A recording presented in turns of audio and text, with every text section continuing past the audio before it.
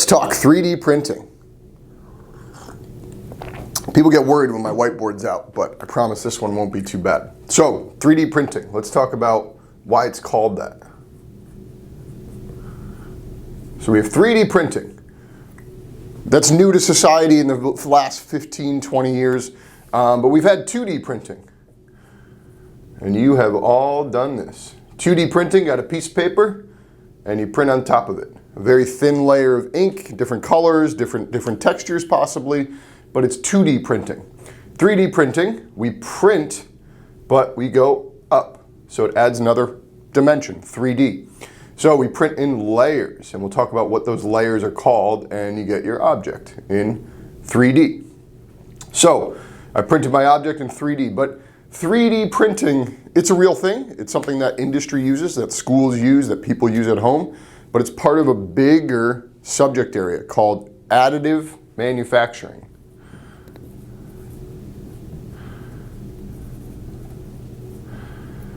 Now, this is different than subtractive.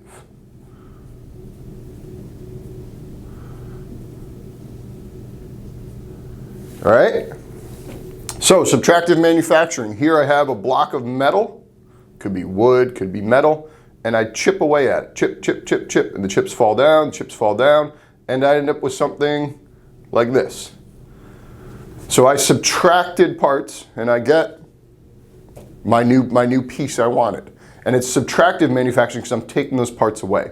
Now, reason folks don't like it is it's wasteful, right? All these chips down here, that's wasted raw product. So additive manufacturing, one of the big benefits are there's no waste.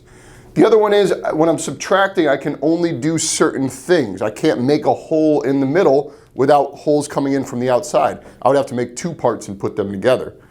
That's an advantage of additive manufacturing. I can make any kind of dimension I need, holes in the middle, things like that. There's different ways to do it, but it's a little more flexibility. Now, additive manufacturing is not just plastic, which is the one we all know about. So it's not just plastics. Metals now have additive manufacturing. It's called sintering. And what they do is they take atomized metal, they do a layer, much like your layer here, and they blast it with a laser and weld it. Essentially, it's a laser weld. Then they do another layer, right? Here's our layers. We're gonna keep coming back to that layer, and they blast it, and they blast it, and they blast it with a laser. And they're welding layer by layer by layer, building up that product. Very similar to how the plastics work, but instead of using a laser and atomized metal, we have a spool of plastic that comes in. We're gonna get to what that spool looks like. So here we had additive, subtractive manufacturing. Today we also use things like injection molding. So any of your plastic parts today, your dolls, your shampoo bottles, those are all, you make a mold, and then, or if it's metal, it's a die or a tool, and then you put the raw product in there. So you put plastic in there, it dries, and then you pop it out. And it's at scale, at volume, much, much less expensive than something like 3D printing. So 3D printing is still pretty expensive compared to that vacuum mold or that injection mold typical way that we manufacture. Subtractive manufacturing, still how a lot of shops do things, but they are starting to move some of these metals, especially high-end metals, to additive manufacturing. It's starting to get there. The big term you'll hear in subtractive is called a CNC. It's essentially a spindle drill bit, and they have 6-axis CNC. That means the thing can move and the arm can move around the thing and get at it from any side. So a CNC machine is subtractive manufacturing. That's the most popular high-tech version. Still very common, still used a lot, and not going anywhere for a while because additive manufacturing is still much more expensive or not practical.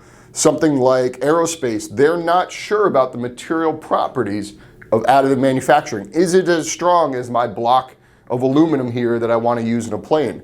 And then I cut that block down. Can I use that metal sintered part in the same way? Does it have the same? They're looking at that. That's still a new concept for safety measures and material properties, folks. Now, let's get into 3D printing. All right, so whenever we are printing, we have our raw materials.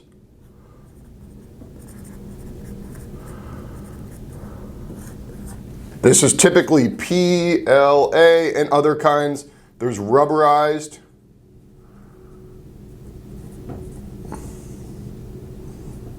Which is TPU typically, right? All different names, but PLA is your most common one. There's some other kinds of, these are all plastics, but if you need a flexible plastic, that's TPU, a rubberized plastic, has some rubber in there. So like think like a little car I wanna make, I want the wheels to be spongy. You can make that with a 3D printer. So my raw materials come into my printer, and then I get a model, and I get my typically STL file, and I put that into the slicer. That makes the Z code into the printer, and I hit print, and I get my part.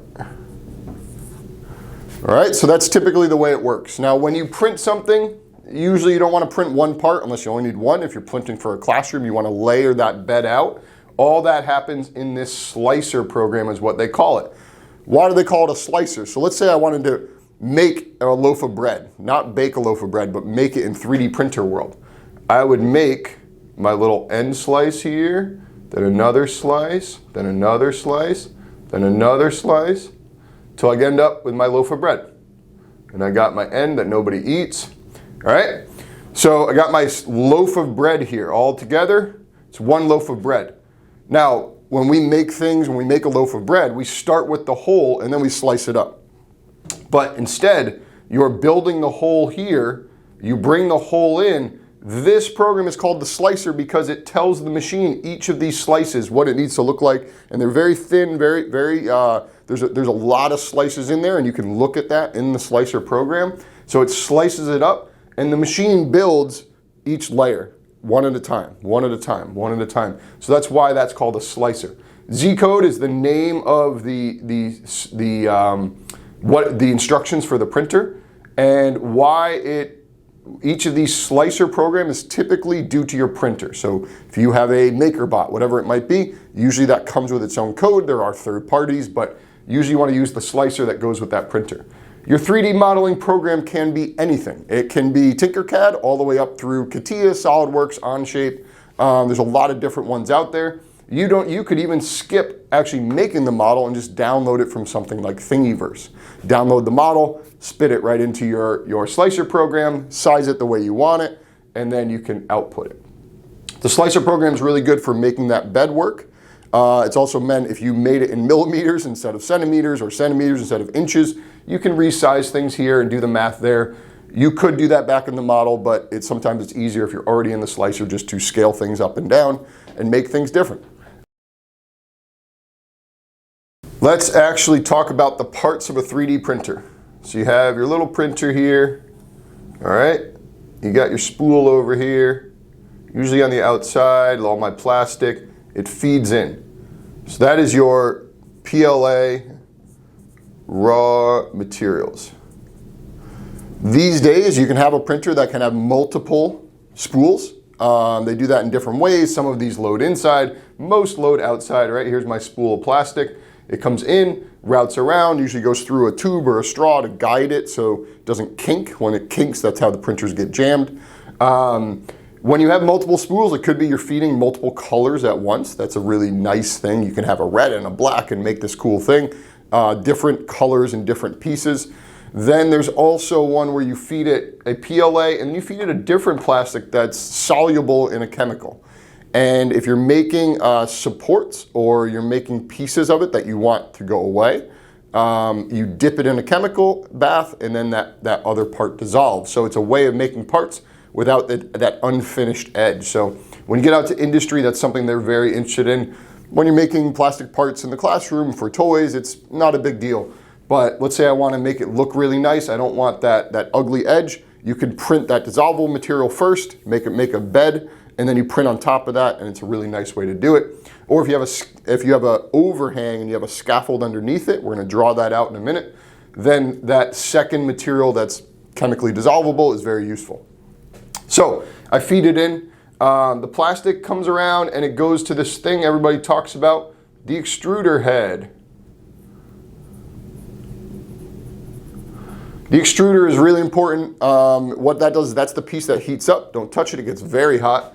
And if you hear the printer's jammed, it's usually the extruder head or the spool's not feeding correctly. Those are the two big problems with the input of your raw materials.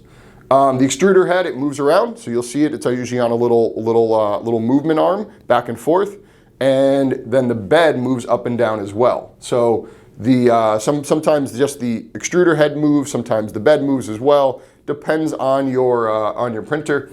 But the extruder head, the job of this is heat up the plastic and put it where it needs to go. You then have your bed, I've said a few times.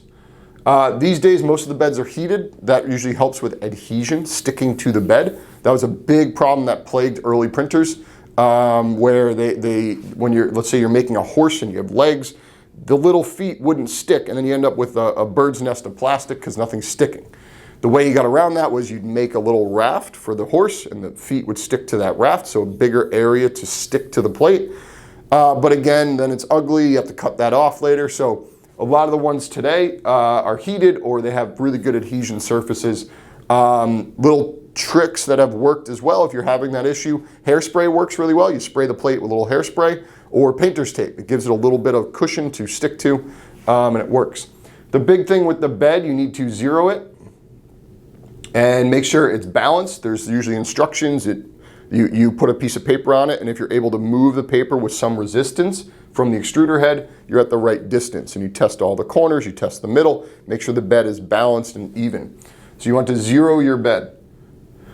All right, and then you have usually a cage around it, something that is you need to take note of if you're teaching next to a 3D printer. They can be loud, and some of them even they give off a little bit of dust, can be annoying. Some of all that plastic smell. So something a nice enclosure, a little bit of ventilation is nice.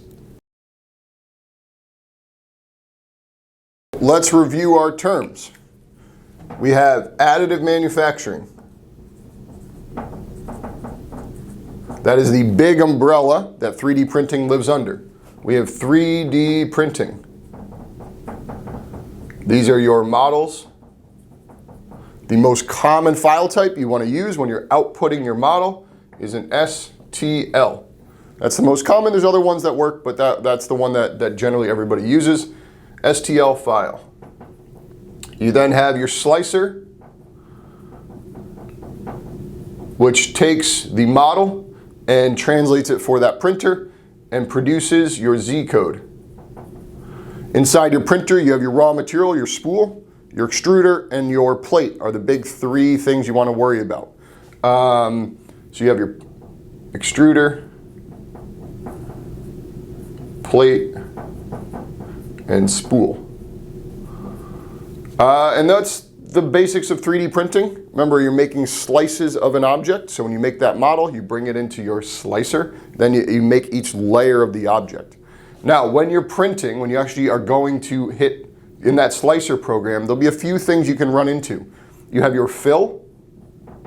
So more fill. So when you look at an object from the top, that layer, it will have a cross pattern like this, right? Like a honeycomb or a cross pattern. This is literally the structure inside that printer's building. It doesn't build a solid piece of plastic, it has a structure. So let's say this is my object on the outside. I've cut it in half with a sword, and I'm looking down at it. I will see a structure in there.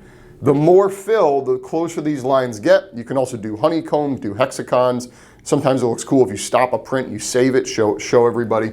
So that fill, the more plastic, the more print time. So less fill is good, unless you need it structurally strong. You want to build an actual bridge that some weight's going to carry, you increase that fill. You want to build a tire for a little car, you increase that fill so when you crash, that tire doesn't shatter. So that's the fill. That's one big setting. The sizing. So in the slicer program, you can upsize and downsize. You want to worry about the size. Placement. Putting multiple different things you're going to print and then hitting print overnight is a really nice feature. So it's bed placement, making sure it's on the bed, making sure it's all good. The printers are good these days. They'll warn you like, hey, that's off the bed. You'll want to pay attention to that. What am I missing? Oh, we didn't draw in support. So let's say I want to make a T. out of the printer. All right, so here's my T I want to build.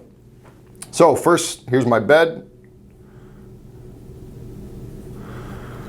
The extruder's coming down. It does this first layer right here. That's easy, no problem. Does the first layer. Then it does the next one, the next one, the next one, the next one.